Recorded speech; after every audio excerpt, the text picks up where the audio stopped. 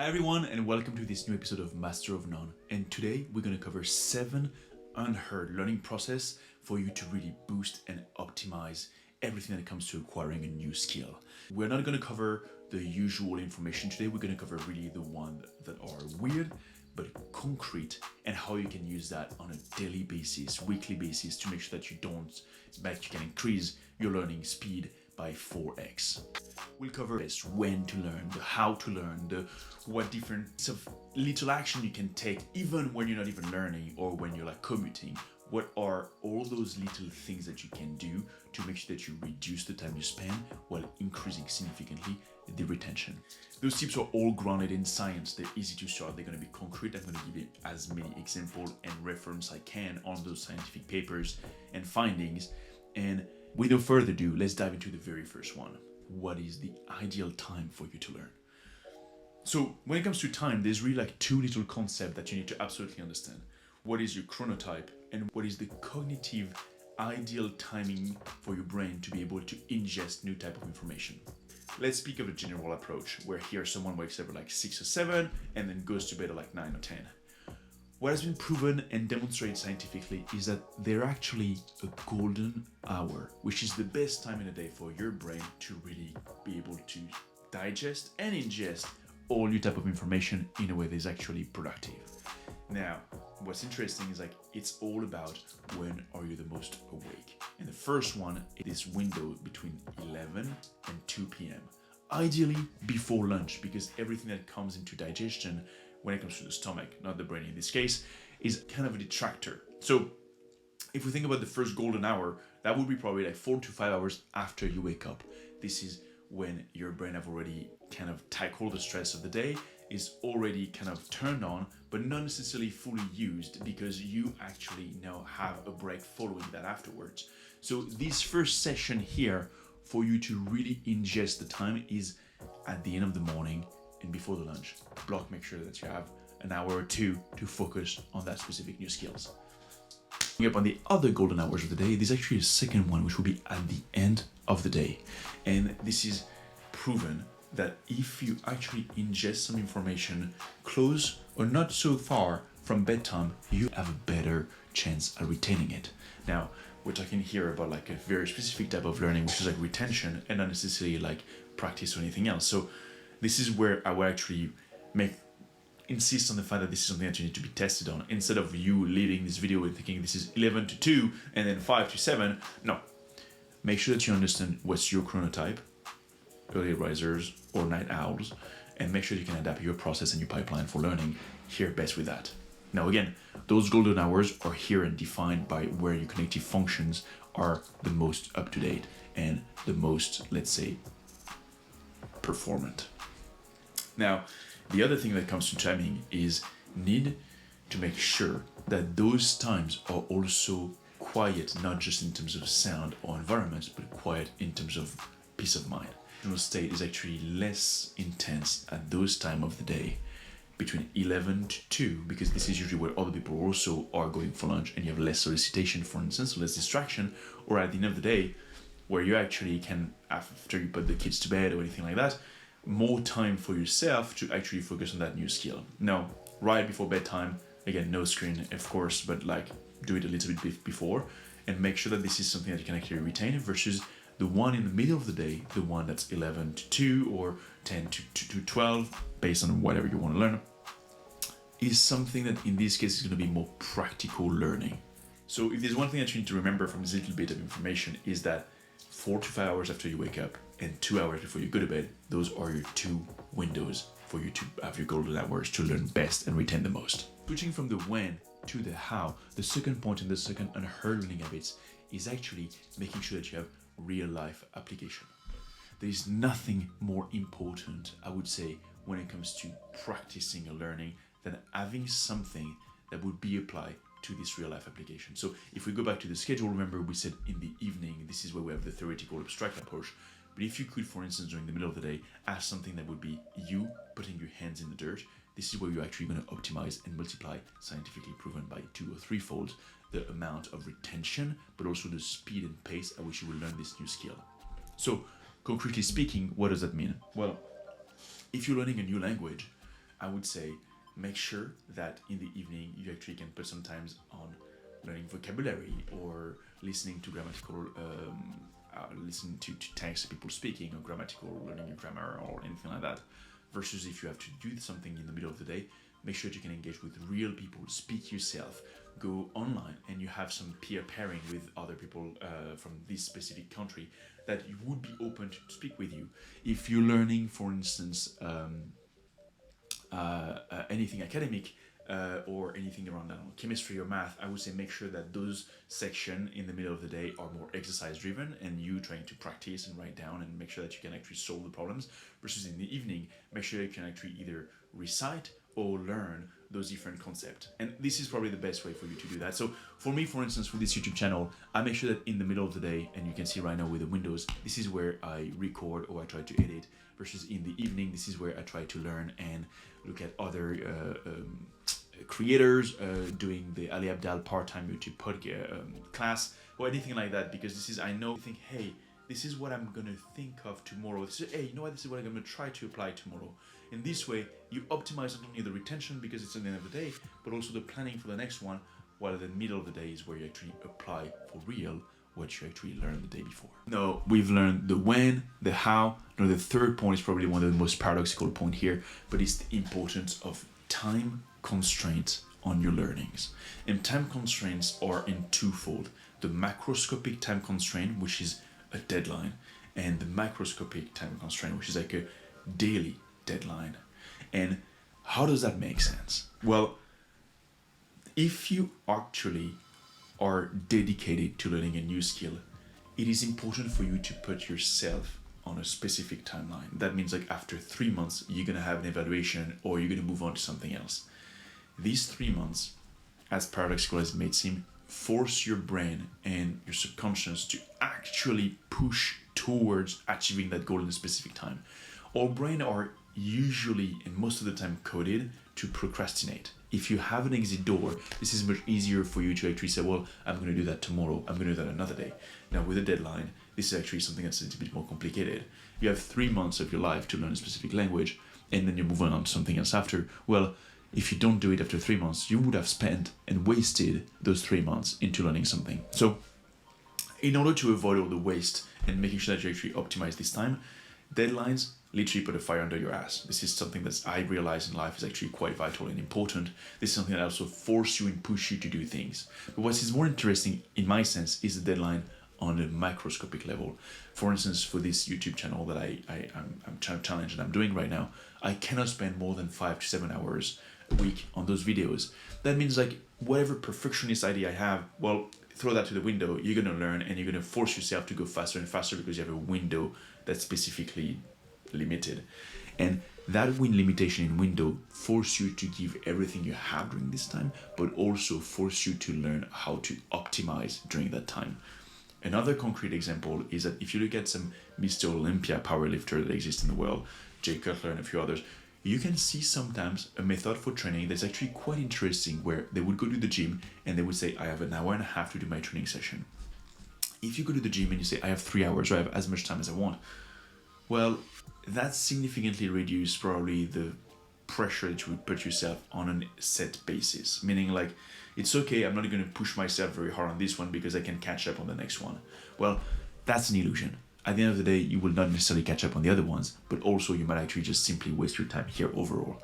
Whereas if you say I have an hour and I have to make this hour count, it's been proven that it can increase the efficiency of this training session or your learning session by 100%. It means like a twofold improvement on how well you're performing. Now, all those little tidbits compound together, make a big difference, but make sure that you put yourself on a deadline, because you would have a tendency to procrastinate, and this is something that's perfectly human. But with that deadline, you actually can remind yourself, this is the time that I have and not more, and therefore I need to make that time count. Same thing for the deadline at the end. Your brain would be after that a little bit geared up to start encompassing all the work that needs to be done in those 3 weeks, 3 months, 3 years for you to achieve that. Now, of course, it has to be a realistic deadline. It has to be something in terms of constraint that is also feasible for you to achieve that. There's no point in saying like, well, in a week I'm going to learn Russian. Good luck with that. No, point number 3, that is one of the points that's actually kind of super interesting for me, which is like you have to be emotionally involved into the project. And emotionally involved is, again, going back to this process of putting a fire under your ass. At the end of the day, this is significantly easier. It has been proven that learning a language when you have someone like a partner that you want to talk to, that will put a pressure on you.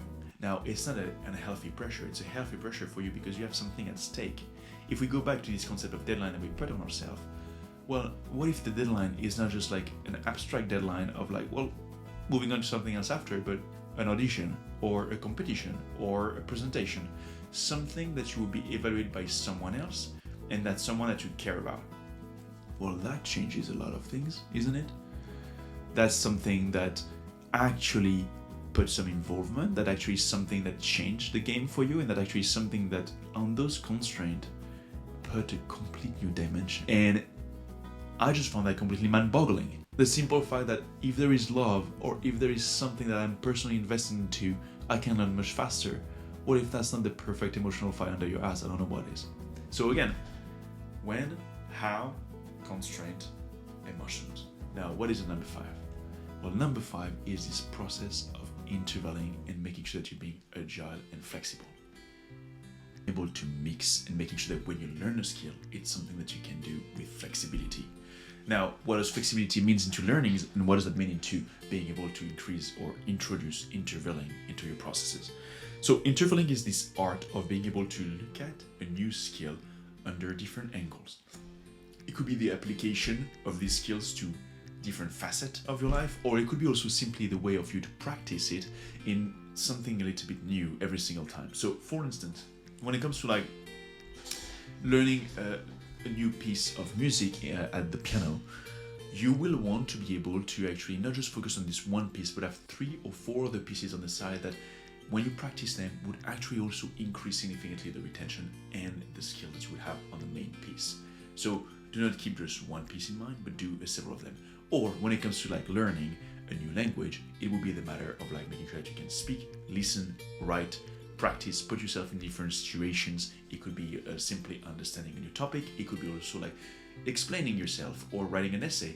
But if you're capable in, for instance, in the 1 hour of practice session that you have at the end of the morning to encompass different style or topic of learnings, or if you're capable when you start to learn at the end of the day, making sure that you learn grammar, vocabulary, but also if you learn way that people speak, cultures, and other things that seems not necessarily directly related to this new language, unlike the concrete aspect of practicing, but you want to understand a little bit more how people are actually using it, or simply who are the people that are using it, you will realize that no matter how indirect that thing seems to be, it would still multiply the speed and the retention that you will have. One thing that's interesting when it comes to languages, for instance, is that if you start learning 2, 3, 4 languages, you realize like there is themes and stories that are easier to be told in one language than another. This is normal. This is because every country has their own history, the same way that every language is and every people have their own history. Now, if you're capable to encompass that in that learning, and again, you will see this recurring theme of going back to understanding the why am I learning and why is it this way? Why are people speaking that way? Why is that piece in the piano have been written that way? Why are people fighting or racing that way? You will realize that you would have a much more absolute but also deep understanding of the new skill that would happen inherently as you move forward. And that is something that I see over time paying a lot when it comes to acquiring something new. 6, which is for me the most mind-boggling but also the most powerful of all the techniques. The number 6 feature is actually the key. The key is visualization. And I know this sounds completely absurd, and I promise we were talking about only concrete things in this channel, but this is actually more concrete than you might think. And this is what we call the mind's eye. This technique of the mind's eye is this ability of when you start learning something or practicing something, when you're outside of those hours, when you're commuting, when you're doing something else that doesn't require too much of your active brain power, you will need to proactively put yourself in the situation that would require you to use that new skills. For instance, a lot of Olympic athletes like Michael Phelps and a few others have referred to that technique for them to practice swimming. I am not in the water and I am not close to be able to swim, but the fact that I'm visualizing the stroke, the fact that I'm visualizing the race and I'm feeling the water on my skin is actually something that pushed the brain to actively work those synapses that you've already kind of started to lubricate a little bit by learning the night before or the weeks before, and push you to remember and put yourself in the right situation. Now, when it comes to learning a new language, this is a matter of, well, what if I want to say that? What if I enter in that situation? What if I, for instance, you are in the subway and someone asks you to follow your seat, or you ask someone if you can sit next to them? Well, asking yourself, well, how would I say that in this new language? How would I say that? And what would be the polite way? What would be the different conversation? What would be the person answering me? And how can I answer that or understand? Then you would push your brain to identify not only what they know, but also what they don't know yet. And this is something that's quite important for you to have this concrete mapping of where you are and where you're not. Now, another one that actually resonated the most with me at the time was when I practiced jiu-jitsu. And this is a very physical, concrete, complex also sports where you have weights and someone's body on top of yours, and you can think of all the different attacks and how am I positioning my arm, how am I positioning my body, how am I positioning their body, etc., etc. Now, I realized like if I was proactively spending 10 or 15 minutes on a daily basis thinking about those techniques, remembering what I've learned and proactively trying to remember what I've learned, then I have a significantly higher chance to hit the move the next day, or simply not falling into the trap that I fall into the days before. And this is something that I cannot encourage enough in this channel. Mind's eyes or visualization is probably one of the best and most unheard of technique when it comes to learning. Now, just again for concrete tidbits, this is not just you thinking about it and idling about it. This is like you proactively really thinking about like the simulation, the whole move, really thinking of the conversation, of the business situation you might be into, just like proactively mimicking and simulating the scenario so that your brain would try to find a solution. And if there's no solution, well, go try to find the answer at the next learning session that you would have. One thing that can be closer to is the process of meditation. This is you having some control over your brain to be able to actually push it to remember, to practice, to discover, and to identify the gaps. Now, final learning habits that you might not have heard of, which again might sound a little bit paradoxical, the same way we discussed about the constraint. This is the art of measuring. And you will go through ups and downs during your learning process. You will go through plateau, but there is nothing like measuring and being able to identify where you're doing well and when you're doing wrong. And for instance, those learning habits, I don't expect you to blindly apply them to your routines, but what I'm expecting is for you to try to measure how much those learning habits would help and increase your retention. And for instance, when it comes to like, well, the simplest example is when you go to the gym and you try to lift weights. Well, you can see the evolution of how heavy you can go, of how much sets you can do. That's quite simple, but that is quite necessary too. Now, when it comes to learning a new language, this is like how long you can hold a conversation, how far you can go into your manual and your books, how many people can you interact, how many topics can you cover, how much can you really evaluate how well you are doing. And on the other hand, this is also important for you to understand when things are not working. That actually is something that is quite important and people tend to forget about. We have scarring memory of childhood, of grades and exams and all those stuff about like, hey, this is the kind of thing that you are lacking on because it was always a competition or a comparison or just a blatant, literally spotlight on your incompetence. However, the initial goal was like, well, you mastered all those topics, but those ones, this is like either the applications or the thing that you haven't yet completely fully owned. And this is something that you need to go back to and apply to yourself. What am I owning? What am I not good at? And then how can I, after that, identify where I need to work more and less? And this is also something that's quite important when it comes to keeping the drive and the momentum. If you can see this slow curve, if you can see those plateaus that you're going to hit, if you see when you go down, well, this is probably the best way for you to understand when you need to continue or when you need to stop or when you need to adjust something in your process. That's it for today. Those were 7 learning habits that you might not have heard of, which might sound a little bit paradoxical sometimes or complicated, but make sure that you can apply them on your real learning journey. Again, if I have to rank them in something that will probably make most sense for you, visualization is probably one of the most important one. Deadline and constraint, the timing, making sure that you actually have real life application and training, making sure that you can measure where you're going and what you're doing, making sure also that you have like a variety of exercise to apply and make sure that you have that skills completely owned, and being emotionally involved by having at stake. Something, I don't know, as big as your ego, for instance, or mine in this specific case. But that's something that's quite important. And if you think every single time you start a process on learning, or at least check all those boxes, or think about how to check those boxes, I can guarantee that not only the pace, the retention, but also the pleasure that you would take in that journey would be significantly improved. Now make sure to subscribe, the button is going to be here or there.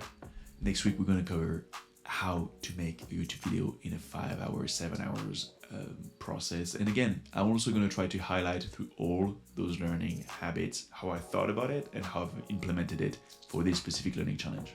So cheers.